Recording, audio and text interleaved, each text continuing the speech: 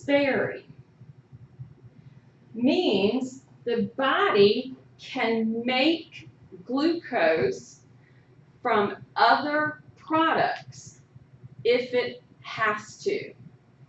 For example, when people go on a diet, the diet is to make sure that the fat cells shrink.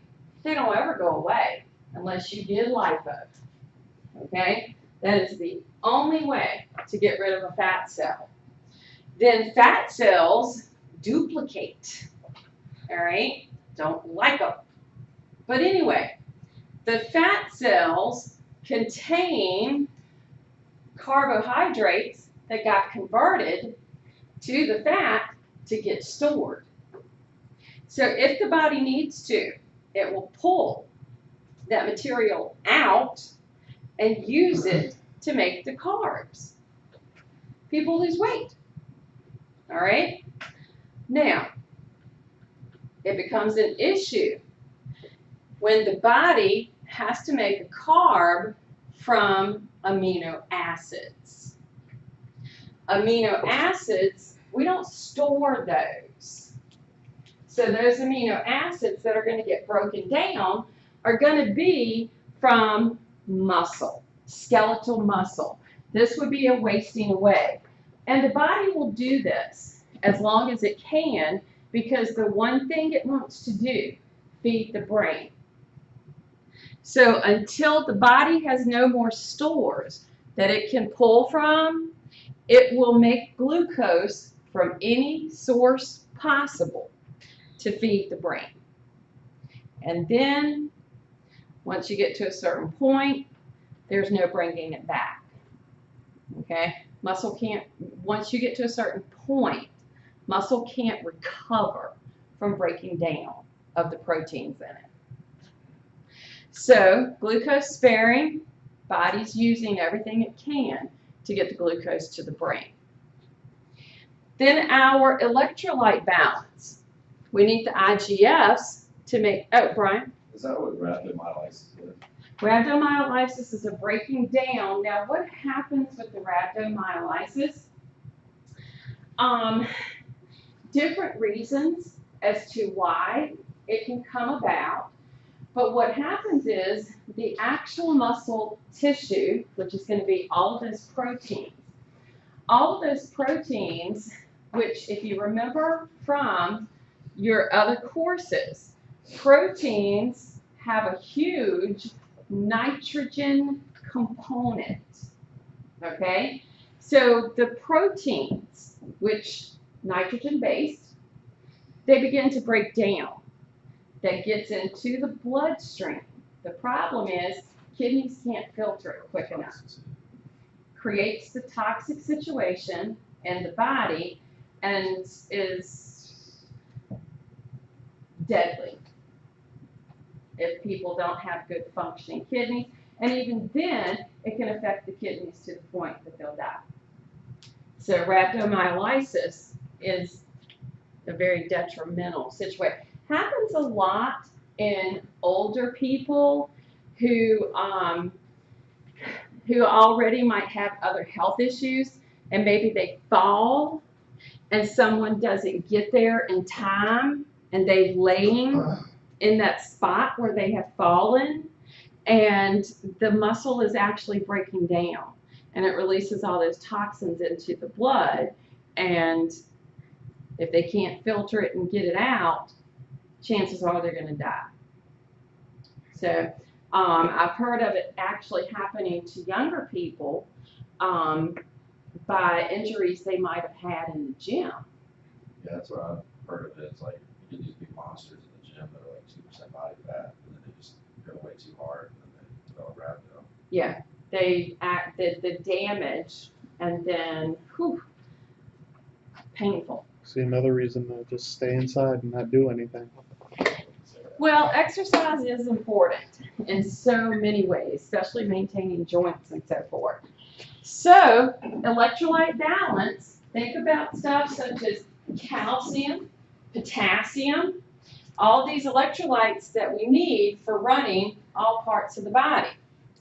So, has growth hormone missed anything in the body? No.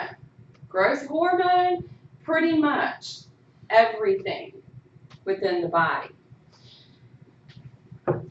One reason that it's important to get your rest. The highest secretion of it is during your first 2 hours of sleep. Why?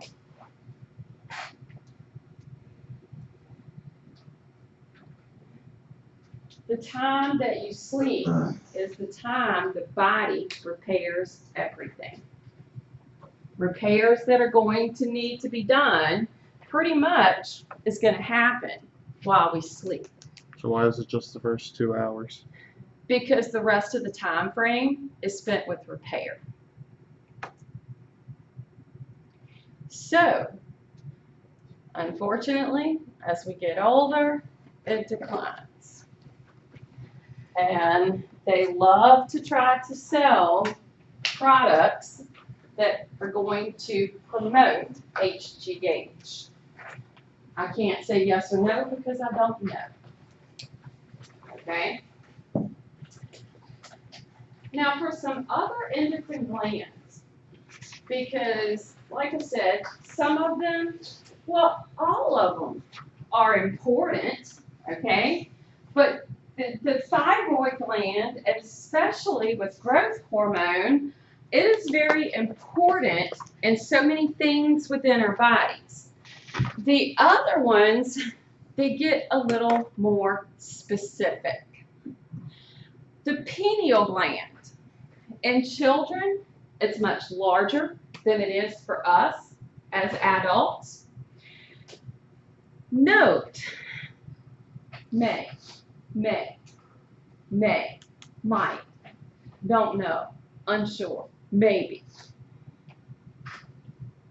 So the things it might do play a role in circadian rhythms. What is that? Sleep cycle. My sleep-wake cycle. We were allowed to go and live where there are no clocks or calendars. We would not be on a 24-hour day. That is not the norm for the body. We were forced into the circadian rhythm we're in now based on Roman Caesars. So, circadian rhythm would be completely different if we didn't have clocks or calendars. At night, one thing they do study a lot on is melatonin. Melatonin helping us sleep, okay? But then again, that's synthesized from serotonin. So if there's an issue with your serotonin, chances are it's going to be an issue with your melatonin. And you're going to have sleep issues.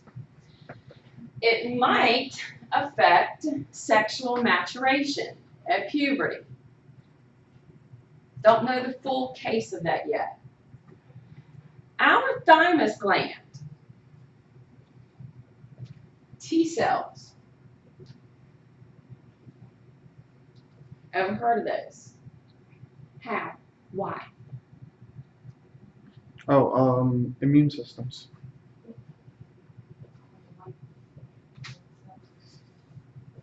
White blood cells, immune system, associated probably a lot with HIV.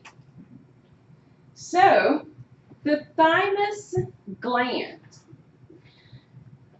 it is a part of the endocrine system because it produces a hormone.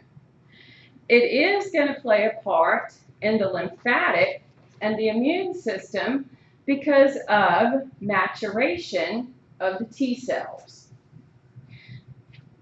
In children, very big, takes up the majority of their chest. What's the job of a T cell? Foreign, anything foreign that tries to come into the body, and mount, not quite, but yes, does play a role in that, along with B cells. They're the Okay. long-term defense T system, right? cells have to come in, mount and attack on anything trying to invade us, and create memory cells. Based upon what I just said, very big in children, but involutes with age, meaning it shrinks. So by the time you get to my age, it's very small. Why did it go from being huge in children to by the time, if you live into your 70s and 80s, it just becomes a hardened piece of tissue? This fought off so many things when you were small. When you're born, you are born with a little bit of immunity from your mom that's going to last several weeks, month, maybe. And then itty bitty babies got to start doing the fighting off of everything they're exposed to. And something that we do for that are the vaccinations. Don't get me started on those. Now, the thymus gland, when you're exposed to viruses, whatever the case might be, when you're exposed and it creates the memory cell, it's really cool because it simply comes back and just takes care of it before you even know you've gotten it again. So the exposure from the time of being born until we begin to get older, being large, lets it generate the T cells that will make a memory that goes sit in a lymph node and wait to be called up, which is really kind of cool. Now, to do that, the endocrine portion, this T cells are going to be made in the bone marrow. They have to travel.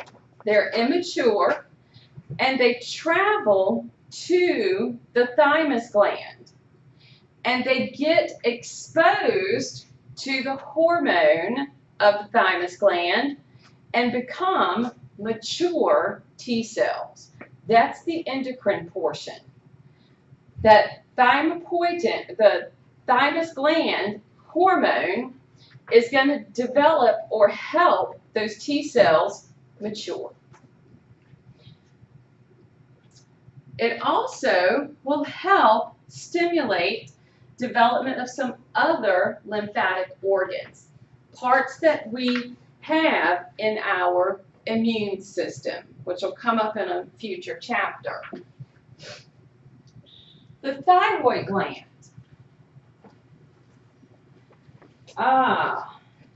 This one's a rather tad bit interesting. It is the largest adult gland. When it says that it receives a high rate of blood flow, that is a tad bit of an understatement. When you look at the anatomy of where the thyroid gland is located in relationship to the heart and the vessels that are going to go up, okay, there is a huge blood flow that flows into this gland. This is a gland whose product, for the most part, is very much needed, almost like growth hormone, because thyroid hormone does not, the thyroid hormone, it's coming from that thyroid gland